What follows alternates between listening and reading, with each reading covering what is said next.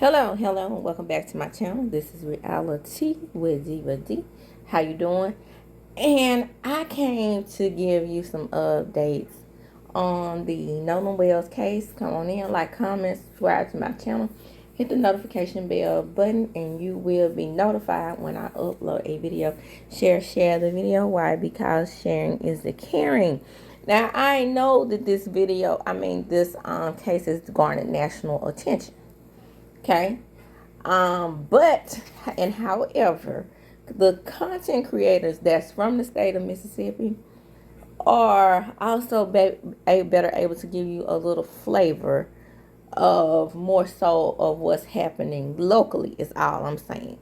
As far as what's being reported on the local newscast, because a lot of times even when you make national news, the details sometimes are not clarified properly because of location and because of a lot of times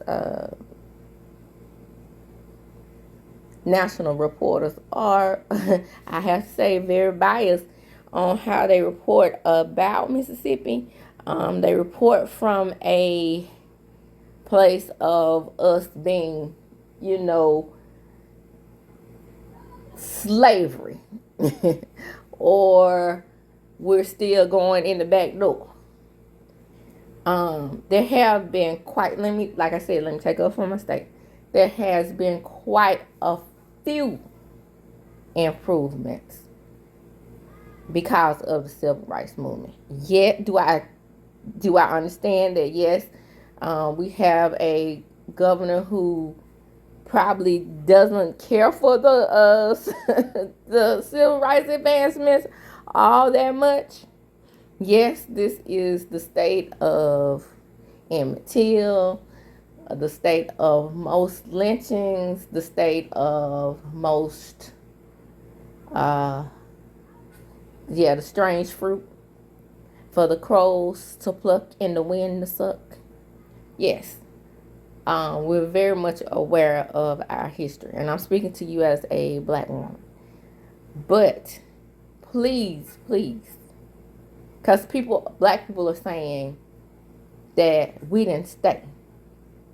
Do you know how much of Chicago, because straight up 55, I always tell that story, straight up 55. Do you know how much Chicago and how much Los Angeles, because that's where Brandon's from, lived after she moved from Macomb. She had big dreams, but I give them as an example, Ray J and all them as an example, Snoop Dogg, all them, because their parents, we in Mississippi, now we as Mississippians, black Mississippians say fled. And the reason why we call it fleeing is because those of us who stayed and fought the good fight, we're not respected. It's always, I don't see how black people stay in Mississippi, but your black uncles and your black aunties and your black grandmama didn't stay to fight the fight. They left. And for the most part, we live, for the most part, do things happen? Yes, things have happened to me.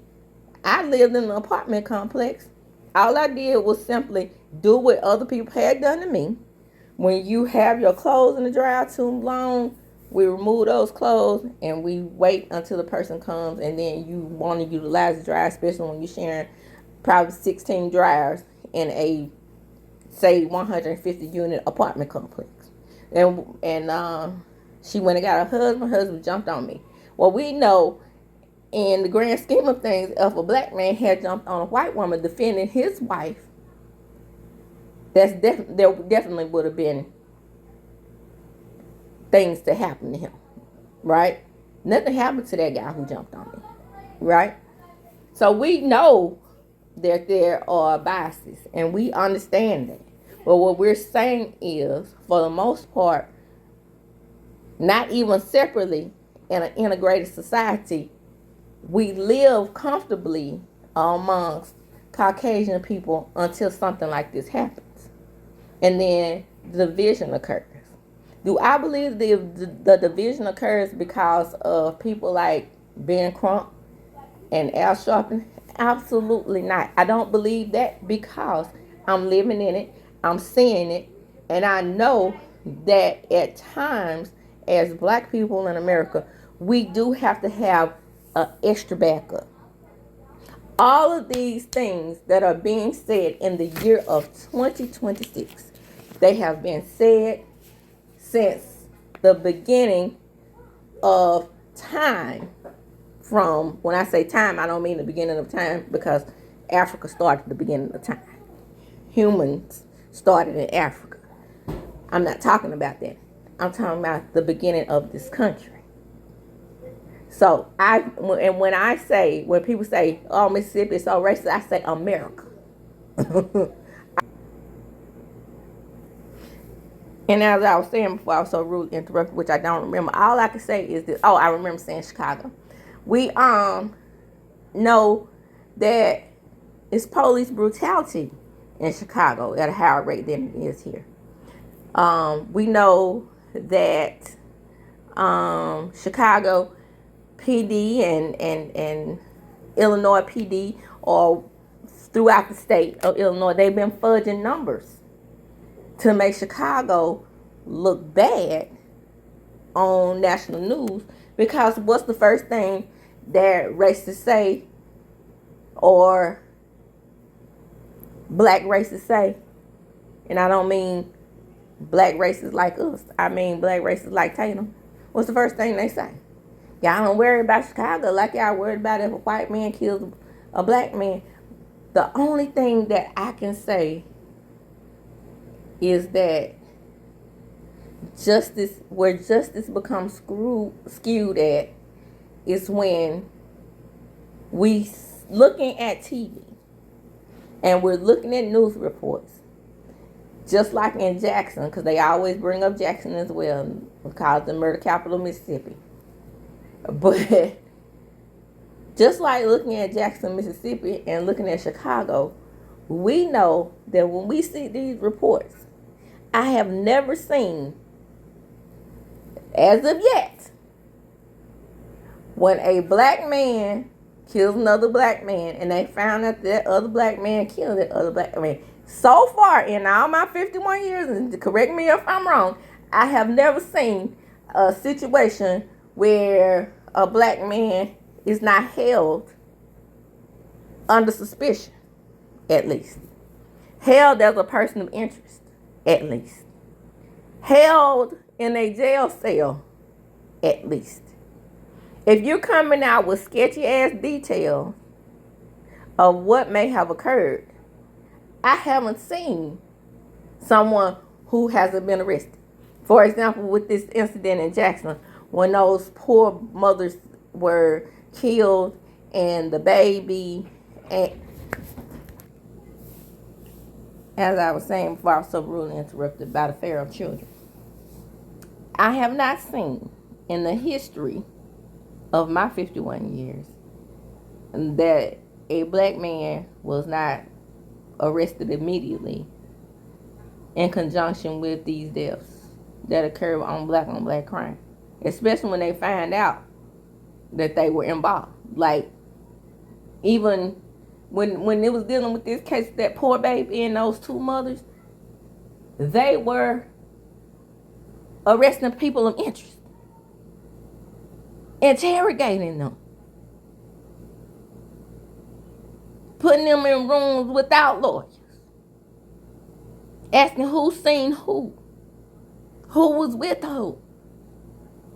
And just with this case alone, we just don't feel like that's happening. It could be happening on the back end of things, but we're not aware of it. This case is garnered national attention. So you want to back up and not give information that's happening instead of being proactive and giving information up front.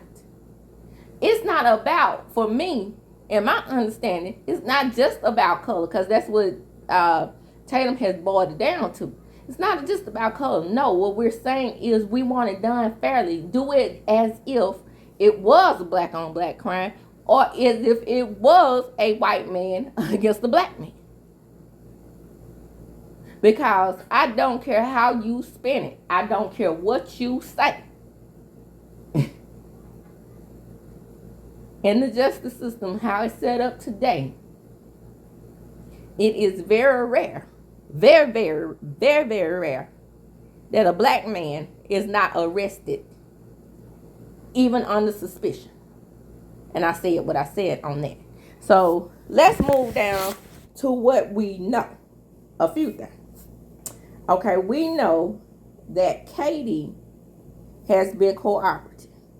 Nobody is saying her name, but we know her name is Katie. Who is accusing Katie?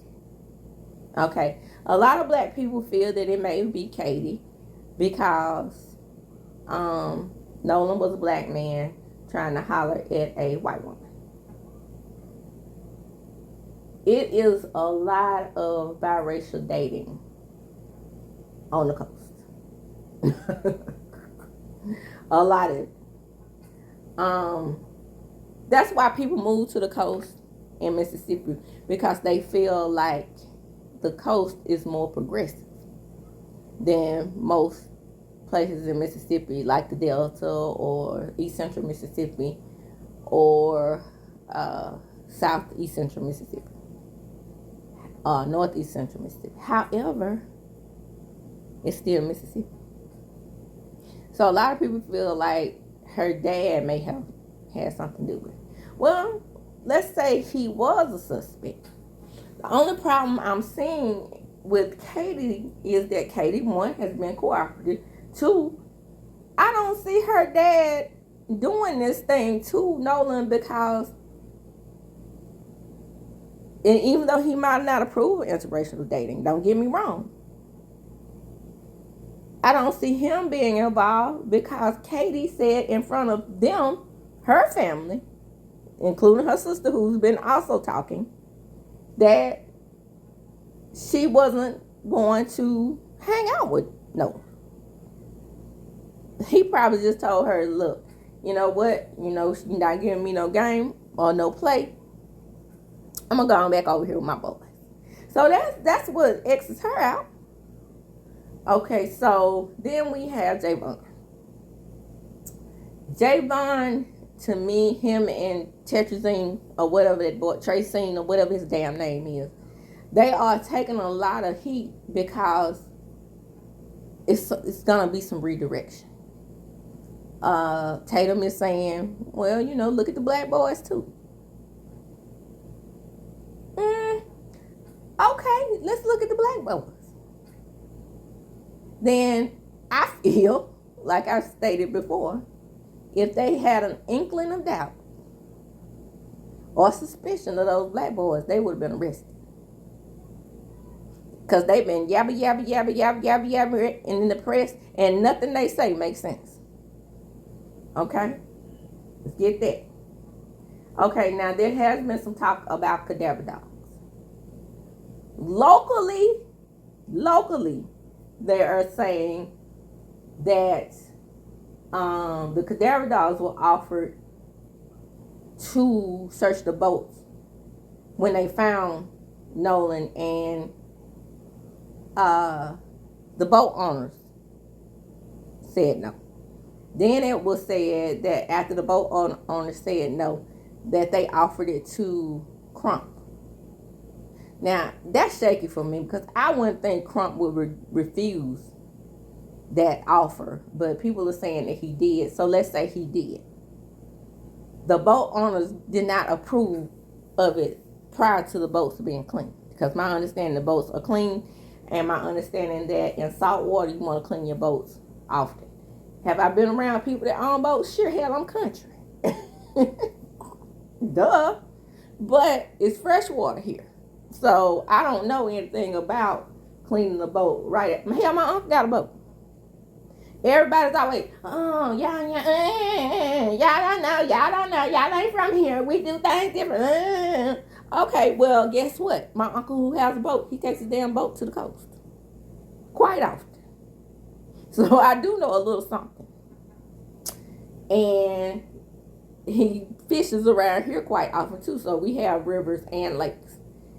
So maybe the process is different. I'm gonna give you that. You have to wash your boat immediately. In salt water. Okay, let's take it there. However, when your friend is missing, use one of those boats to look for them. Now, according to Tatum, they did. There's a lot of things according to Tatum, right? Because I want to talk about his interview. Let's talk about his interview. Let's just get right on into it. Let's talk about his interview with Warren. A few things stood out for me about Warren. Warren was relaxed. Warren has been coached. It's no doubt about that. Like I said, I mean, I know. The jobs. Okay, I majored in public relations and advertising when I went back to school to get my master's. That's how I met Tamara Cherie. But that's neither here nor there. I always throw that in because a lot of people may not believe that I actually knew her, and even though she ain't A-list famous, hell, she definitely locally famous. So, but, and I'll say that I have experience in journalism because we had to take journalism classes. Now, this is how public relations work. I thought the hell I was just gonna be in public relations classes, learning how to put spin on stuff, learning how to protect businesses. If they are accused of something, being the fixer. Shout out to Olivia Pope. I thought I was just gonna be Olivia Pope in this thing. Hell, I had to start out in mass communications. I had to take marketing.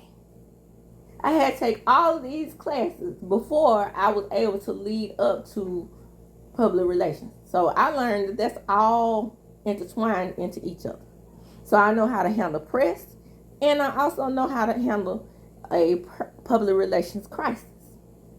So of course he's been coached, and probably been coached by lawyers. Lawyers don't do well at handling public relations and fixing things, because if they did well at it, the first thing that popped out to me is that when he said that, because we studied body language, baby. We studied body language, and we on your ass. The first thing that popped out to me is when he said Nolan was with the girl. He decided, we was like, hey, Nolan, man, hey, you get on the boat, the boat leak. Okay, where the contradiction comes in right there, and Tracine is saying that was him.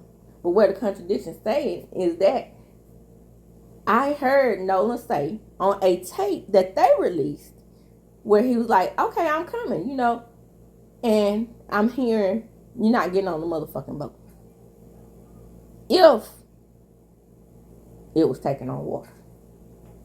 Because I question that as well. And we're going to get to that. Then in the Tatum interview, on this part, he kept calling Katie that girl. Now for me, because he said we all knew that girl. And then he finally said Katie. To me, what I would have said to make it more personable, coached by lawyers and that public relations, I would have told him to say, we all knew her, Katie. Nolan said he was going to stay back with Katie. Katie. Every instance where he mentioned Katie, he didn't mention her name. He called her that girl, the girl. So let's take it from that angle. Could Warren have been jealous about Katie? Now, my understanding is that Katie went to a different school. Could that be a possibility? Perhaps. We all know no matter how much you love your Negro friend, you still may not love your Negro friend's whole entire set. Which means when I say set, I mean I love my black nieces and nephews. I love my my half black nieces and nephews. I love my half black grandchildren, but I don't care for them, the rest of them. So they may have loved Nolan, but they may have not loved the rest of them. And when it comes to black relations in Mississippi or anywhere else in this country, I feel like if you're going to say that you're not racist, I believe you have to take it all under the chin. Because I had a friend in high school. This was in high school. But she's like, I love you, Donna. You're my friend. But I just don't like niggers. Okay? We hear stuff like this in our faces in Mississippi. And the reason why that stuck with me is because I was 17 years old when she said, the reason why that stuck with me, I had to learn also what was the difference in them loving you as Caucasian people and loving your set. I had to make a decision at 17 years old on whether I was going to continue to be her friend. Because you don't love me. I mean, you love me, but you may not love my mama. You may not love my daddy. You may not love my uncles and my cousins. How do I know the distinguishing factors that makes them niggers versus you loving me as a person of color? When you could clearly see my chocolate brown demeanor and it stays all in. So I'm not saying that they didn't love Nolan. Okay? Now Tatum is also saying that these boys contacted Christine, and every time they contacted Christine, she hung up on them. I would like to know if that happened. Now personally, if I suspected that you took out my baby, and I had any idea that you took out my baby and you wasn't giving me the 411 and you done took his phone and his keys, I'm going to question you, and I may just not answer your phone call when you call. However, Tatum is also saying that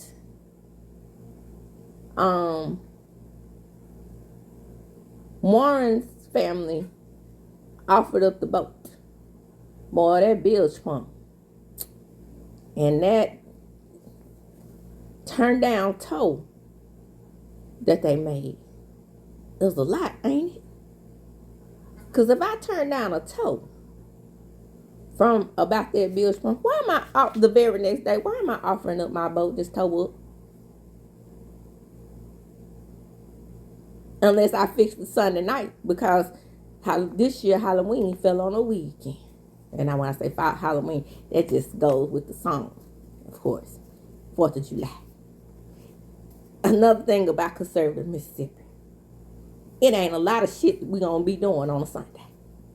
And that's what it is. I'm not a religious person, but this state, so-called, founded on religion.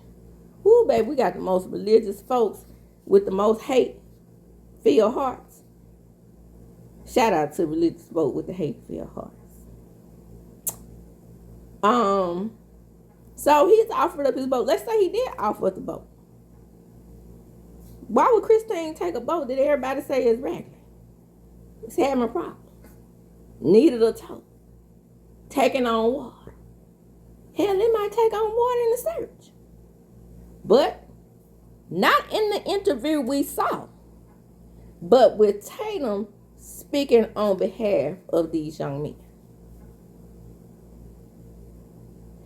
Tatum wants the attention to be placed on someone else. Why not base it, if you don't believe that something happened to him, why not base the attention and just pass it off like the governor? And say, hey, no foul play. It was just a drowning. Or like everybody else. And say, hey, it was just a drowning. And some people are saying, and some Caucasian people are saying, maybe it was an accident. The ones of them that are taking up for the boys say it's probably an accident. If it was an accident, same thing. If it was an accident, I would say, hey, my bestie just fell out the boat. Do something. Help him. Okay? So I don't know about the accident part of things. But, Warren seemed relaxed. Warren seemed panicked. I don't think he should be panicked. As a public relations person, I do think he should remain calm. You don't want people to look at you either way. You want to have a relaxed, nonchalant demeanor. But with that, you also want to have a concerned demeanor. You also want to have a sympathetic demeanor. So you have to know, as a public relations person, you have to teach people these methods. You have to teach the person who you're coaching these methods, especially if they're going to get out. Not in front of just Tatum, because you knew, you had to have known when you put that interview up against the autopsy, his every move in that interview was going to be scrutinized. Like I said, you're going to look at body language. You're going to look at tone. You're going to look at eye expressions. You're going to look at eye contact. And even with Tatum, a buddy that was on his side, he had very little eye contact. It was a lot of looking away. It was a lot of looking to the side. Even though his body tone was very calm and relaxed, his eye movement was not. Then when they took him out to the place where everything is supposed to occur, I would have told Tatum, I don't know if that's the best idea for me to go out there. I know they thought that was the best idea. It wasn't the best idea. Because in America's mind, in a lot of minds, especially of Black Americans, we looking like, can you do that? Look, let me tell you. My best friend passed away. And I can speak on a person of a best friend that passed away. My best friend passed away, and we were friends for 43 years. And I say this on every video because she's a part of me. That's my soulmate. That's my life. Outside of my children and my other family members, that was my life. And a lot of people like, you can't have a soulmate unless it's a man or the opposite sex. No, my best friend was my soulmate. She knew my every inner being, and I knew hers. So when her husband called me and told me she had passed away, my natural instinct kicked in because they were estranged. We talking about a 50-year-old, beautiful, tall, long hair. Not just beautiful on the inside and out. Healthy, exercise, in the military. You call and tell me she passed away? Of course, my spidey senses are going to start tingling. What the fuck did you do? Especially with them being estranged. Because he kept telling me he didn't know what had happened to her.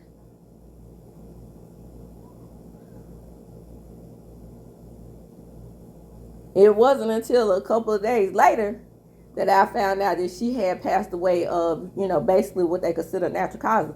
But at the same time, duh. So I understand Christine having suspicion of these boys.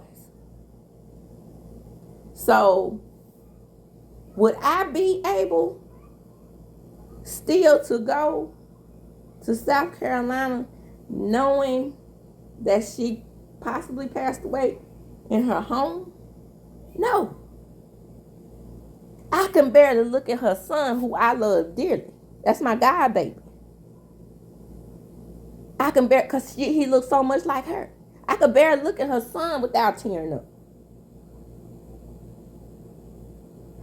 Okay? Now they best friends since first grade, kindergarten, allegedly. And he can go out to the place where his body was found in no emotion. Okay, we checking out things, honey. We checking out things on the list. Okay. I wanted to also talk about the fully clothed thing. Tatum brought that up. Tatum, why are you concerned about that? Why are we talking about how Mr. Crump misconstrued that to the press when, in all actuality, that is not what happened? You know who misconstrued that to the press? The Cajun Navy. They are the ones who said that he was fully clothed and then walked it back and just said his swim trunks. Had they released those pictures to his mother, then she could have came out and refuted that. They are saying that Benjamin Crump misspoke and he still owed them an apology. The fuck he say? As a lawyer on the other team, because I'm speaking as a public relations person for Warren at this point. But let me go over there and speak for public relations for Mr. Crump. If I'm trying to get to the bottom of something, I'm going to say, and I'm in the press every day, I'm going to say what you originally told me. And what you originally told me is that he was fully clothed. Now, for me, I would have walked that back. I would have walked that back and said, hey. They are the ones who told me that he was fully clothed, but he wasn't. I can't say that he wasn't, because Nancy Grace also tried to say that he wasn't fully clothed, that he had no swim trunks, the normal stuff that a young man would wear on the beach. Boy, I tell you, those swim trunks went a long way, didn't they? Weren't much still stinking or nothing. Just wearing the same swim trunks in every picture, every video. This boy's mama bought him a car. Mom and dad bought him a car. I'm pretty sure they lived in a decent home on the coast. Because like I said, most of the time when the Negroes move down there, they got a little something in their pocket. Successful people, if you will. The Negroes. Yeah, the Negroes and the Caucasians. But again, when Negroes move to the coast, they're moving for financial. If they move all the way from up to the Delta, up at the tippy top of Mississippi, to 6-7 hour drive down the south of Mississippi, they moving for financial gain. Now, I don't know what part of Mississippi that Christine is normally from, but because she's biracial, I'm assuming that she may be from the coast, because a lot of coastal people, we do have a high Asian population down there. But speaking from Elmore's position, I bet Elmore's somewhere else. Or maybe it was Christine's dad that was from somewhere else, because some people are saying that we need to dig into the Ida B. Wells connection, because some people are saying that was her paternal grandmother. So that might be where the Wells name comes from, and that might be why she allowed Nolan to keep his dad's last name, but her dad's last name, because a lot of people saying that Mr. Elmore is not his dad because of the name thing. And I'm saying that I don't think that's the case, because either she did that because she wanted to hold on to a main name from her family, or because simply they weren't married at the time when he was born. A lot of people do that. But I'm saying that they may have not been affluent and connected through the judicial system. Judges, lawyers, mama judge, over there with Katie, daddy chief, over there with Influx or whatever his name was, Bex or Jax. Mama come from $1 million granny who left them a home. Fire chief family. They still was from an affluent family. Mama nurse practitioner. Baby, I know that like throughout America, nurse practitioners come some home come home bringing $95,000 in the state of Mississippi. They do bring home $95,000 a year versus the rest of the states, 50. If you bring home $95,000 a year in this state, you consider damn near rich. And I'm just gonna keep it real with you, because I make probably no more than 45, maybe 45. That ain't no money to me, because I know statistics from the country. Do I live comfortably off of my paycheck though? You damn skip it, I do. So if I'm living comfortably, I know damn well she living just as affluently as some of those people. So don't run around here just talking about she just need a money grab like that. Tatum. Yeah. So we can X that out. So let's get to the pool party. The only thing I'm so suspicious about the pool party is at what point from the time that they made the call in distress, at what point did they get back on the boat? Because the only thing I'm confused about is I do believe that pool party occurred on July 4th.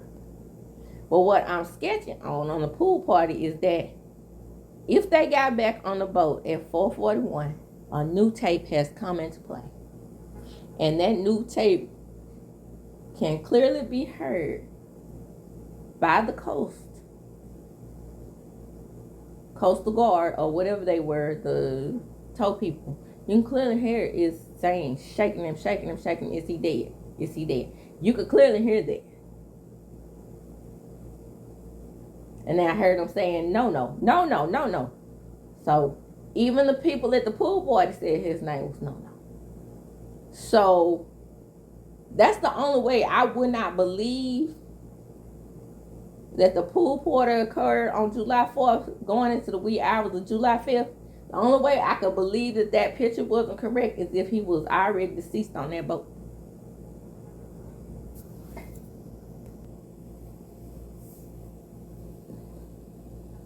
As I was saying, the only way I would believe that the pool party was not accurate is if he was already deceased at 4:41 or something like that when they made the distress call.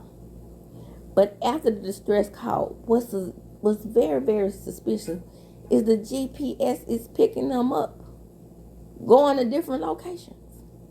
Back to daddy's house, over to mama's house, back to the bayou, back to the Horn Lake. Why are you doing all of this if that boat is messing up? Because the coordinates is saying that it's about 8, 9, 10 miles from the mainland to Horn Lake. You doing all of this? And Nolan, the person who you rode out there with, you thinking is still on the island with Katie? When you went back to the fucking Horn Island and you realized that you didn't have Nolan then, why didn't you jump your ass off the boat, look for Katie, and ask what Nolan was? If he wasn't already with you. Okay, so let's X that out where we are now. Okay, we did the voice record. Let's do the autopsy. Hey. Missing things on the autopsy. Neck, stomach, and lungs.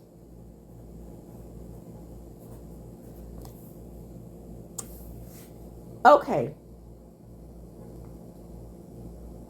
I work closely with coroners. Y'all look, DHS. Let's go to DHS. Let's talk about deaths with children.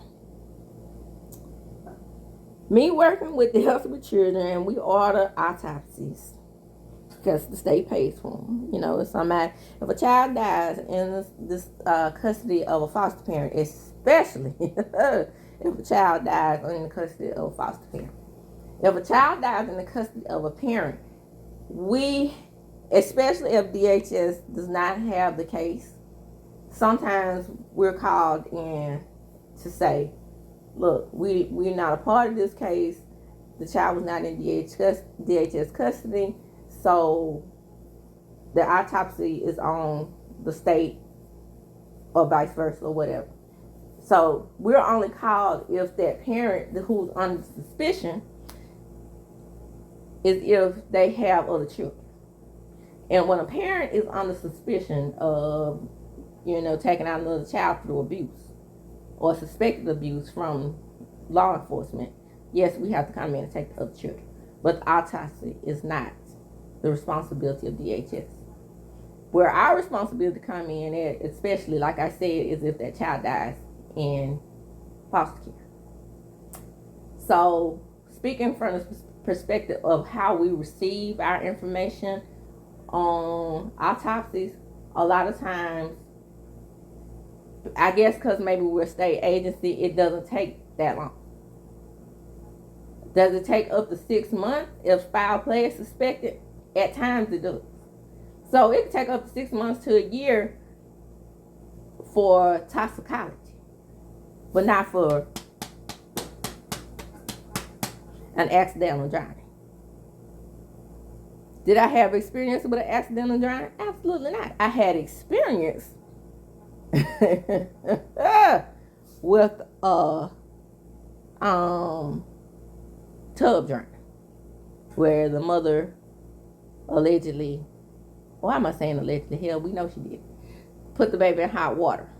Those are our type of calling the baby died in hot water. Bruises, burns, and all that type of stuff. She didn't get but 6 months, y'all. 6 months because I don't know. I always say, working that job did a lot to me because I felt like she should have got life, and I'm not sure what the real reason was why she didn't get life. She's definitely found guilty. Burns, lacerations on the child were conducive to our investigation, law enforcement investigation, but the mother only got 6 months. Just neither here nor there. Point is, this drowning, the information was received maybe like in a couple of weeks. As I was saying before, I was so rudely interrupted once again. But the thing about it was, there was water in the lung, water in the esophagus.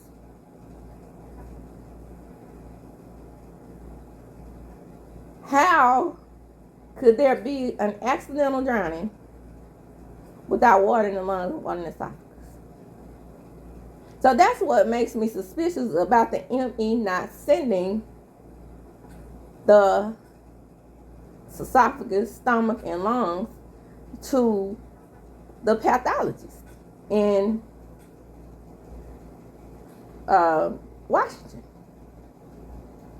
Why would you have a problem? And like I said, I understand that it is common practice to preserve these body parts, but why those specific body parts?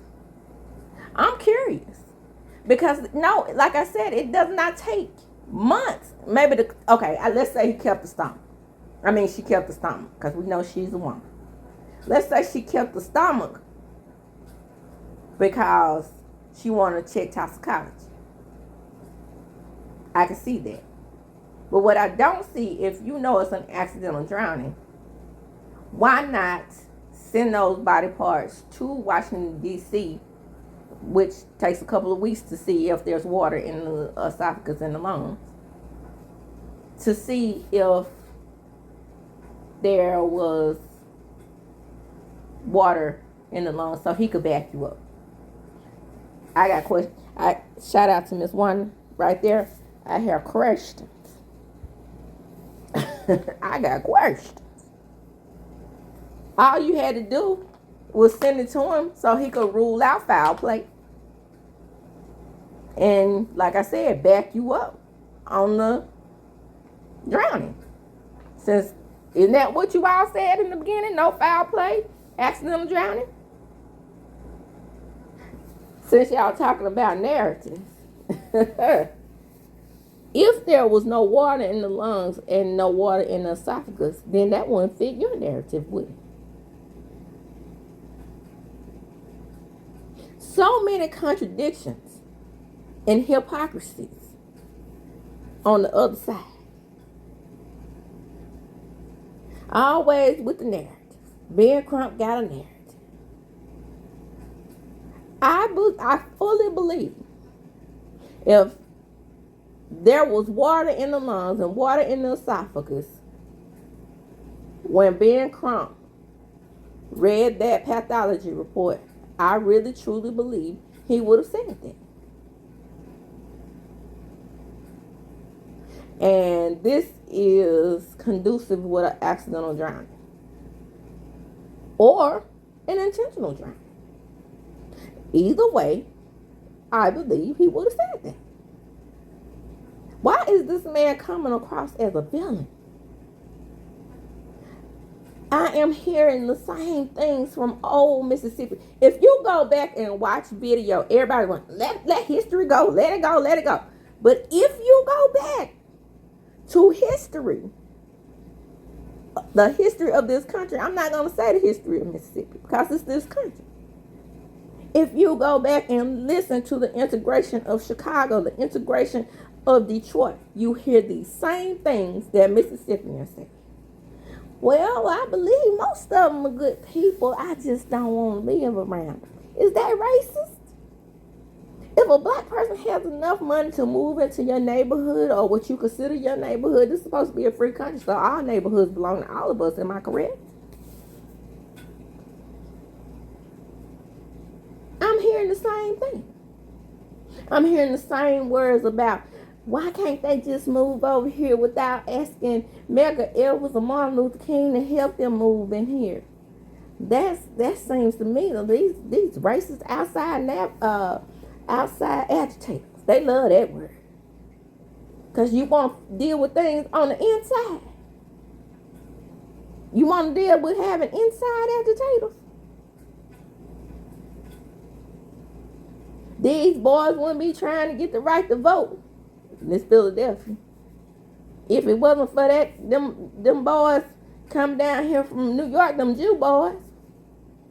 Right? So what we are saying as black people, we're hearing things that were said in the 1950s and 60s coming back to haunt us in 2026. But you want to say that you aren't racist.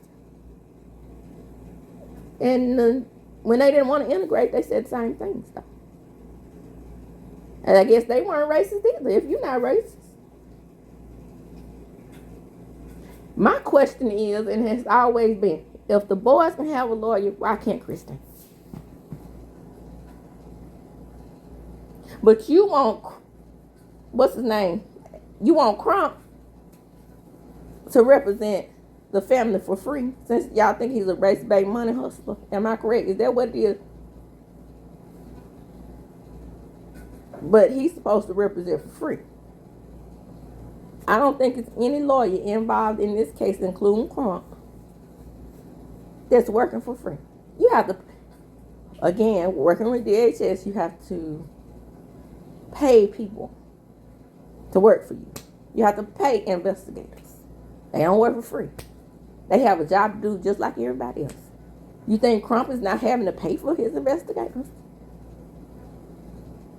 Why is everything he do a money grab? I'm quite sure with Crump already dealing with what's going on in Sanatobia, he was quite busy. And my point is, how do you think he was involved if Christine didn't give him permission to be involved?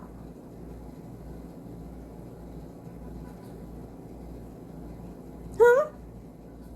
She don't have the right to legal representation. No, what you don't want her to have the right to is civil rights legal representation.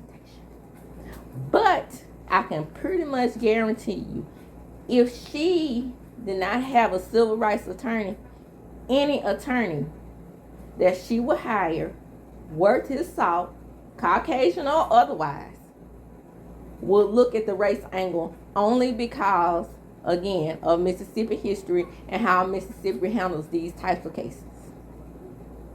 I honestly believe, had she gotten a white lawyer in Mississippi, they would have done the same thing that Ben Crump is doing. It's just something about Ben Crump that gets up on our governor's skin.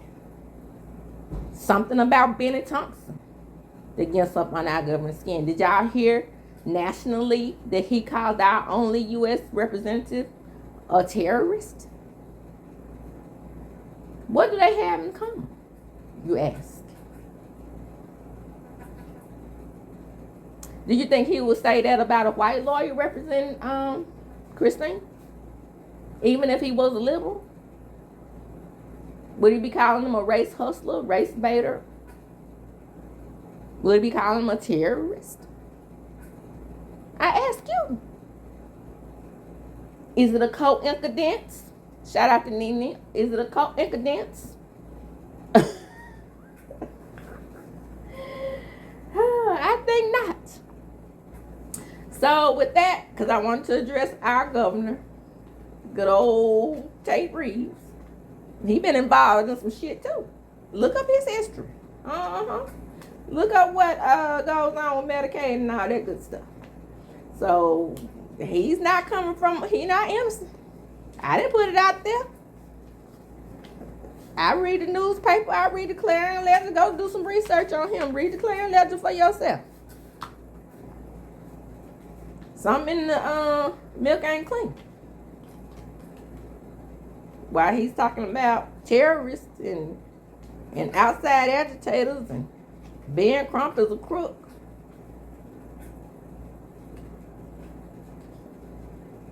I was gonna close there, but let me just say this about Ben Crump.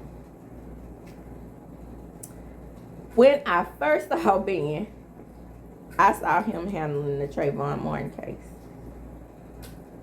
And I was like, ooh, what an idiot. He can't speak. What's a damn? I'm saying this from my personal perspective as a black woman. Did I go on YouTube and say that? Did I get on my national program, even though it's not, 100K? Not even 15,000K.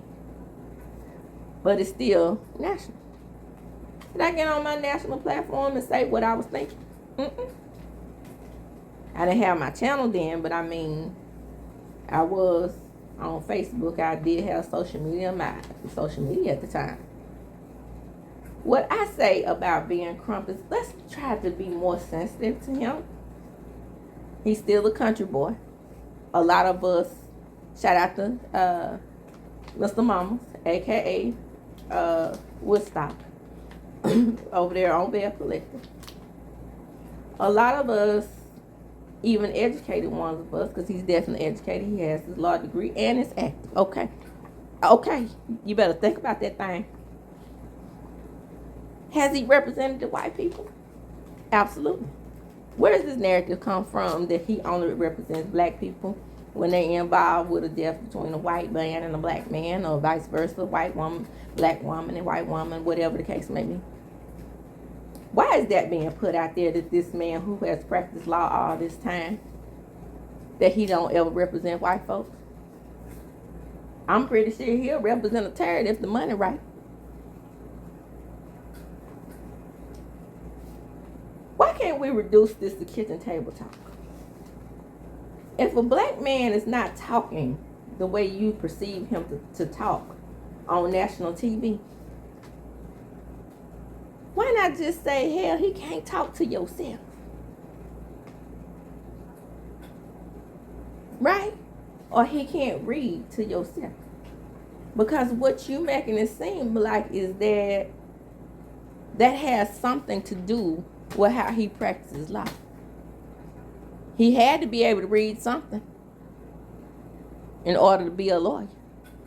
I'm like that myself. That's why I didn't start off in mass communications. I would say that because I felt like I couldn't read like journalists. And that hindered me in a way because I didn't go with my first passion. Now, my second passion was indeed psychology, but my first passion has always been public relations. But I saw the way they spoke, and on national TV, I saw the way, they spoke in different TV shows. I'm like, I don't speak like that, right? But I'm so glad that Ben Crump said, "Fuck all y'all,"